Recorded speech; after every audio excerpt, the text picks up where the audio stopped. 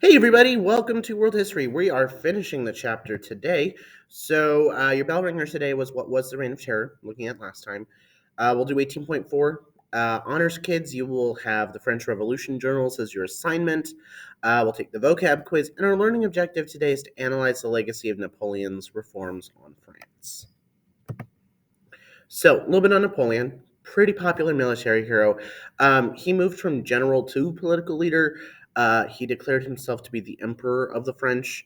And one of the things that was common under his administration was the idea of a plebiscite, or basically a popular vote by ballot, meaning everybody got to decide who was in power, and whoever got the popular vote stays in power. Now, this is also known as democratic despotism. People did support him with votes, but Napoleon had absolute power. He rose to power in the midst of near chaos. His successes on the battlefield uh, allowed for him to easily enter into government and have strong governmental control. It also heavily inspired French nationalism as well. Napoleon's big thing is going to be, and this is his slogan, order, security, efficiency. And he's going to enact a number of reforms in France. He's going to control prices, invite in new industries, build roads and canals, provide religious freedom for the Catholic population, give the peasants the right to land, and establish a meritocracy or jobs based on talent. But probably one of his biggest reforms is the Napoleonic Code. This reformed the entire legal system.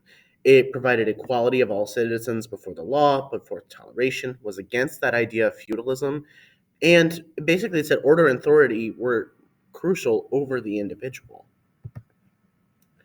Now, again, it's Napoleon. Napoleon likes to wage war. And with great risk comes huge losses. They're going to annex more territory, or referring to a place being incorporated into an empire. They're also going to utilize forceful diplomacy, basically being like, well, if you don't deal with us, we're going to invade you, and ha ha ha ha ha, and basically like threaten them. Now, this is primarily going to be directed at the British. Again, the British and the French do not get along.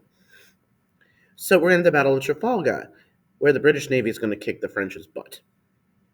So as a result of this, Napoleon's going to enact the continental system, or economic warfare. Basically, it is a blockades France against Great Britain. This is also going to spill into the War of 1812, and it's going to be supported by revolutionary ideas. But some challenges. Nationalism works against the French Revolution. And also, Napoleon's attempt to invade Russia massively downfalls. This is going to be a turning point in the Napoleonic Wars because they wait till the winter. It's important to note the Russian Tsar, basically the king of Russia, supported Napoleon, but then withdrew from the continental system, and Napoleon was like, you done pissed me off, now we're going to invade. So the Russian army will actually retreat and embrace an idea known as a scorched earth policy, basically burning crops and villages as they left, leaving nothing for Napoleon's forces, making it impossible for them to survive on what they had left. Also, that winter was rather brutal in Russia.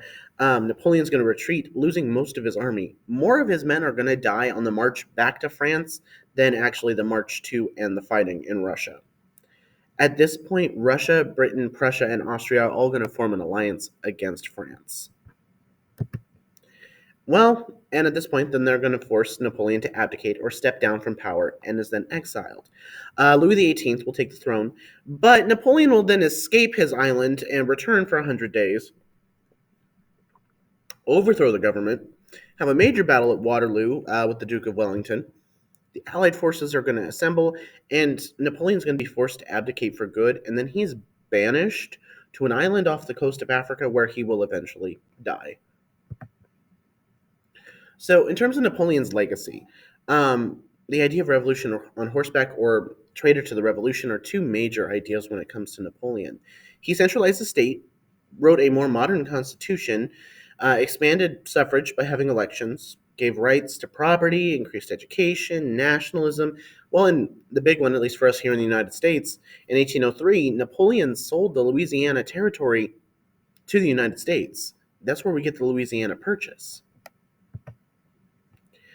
So, in response to all of this, the Congress of Vienna is going to be formed by these powers, basically to restore stability and order in Europe, to preserve the peace, and maintain a specific balance of power, as well as to restore monarchies through the idea of legitimacy or these hereditary monarchies. It's also going to redraw the map of Europe, and really, the Congress of Vienna is going to remain the thing that keeps Europe balanced until we get to World War One. All right, that's it for notes for today. Again, we're going to take the vocab quiz. And honors kids, you have the French Revolution journals as your assignment today. You have a test next time. Bye, everybody.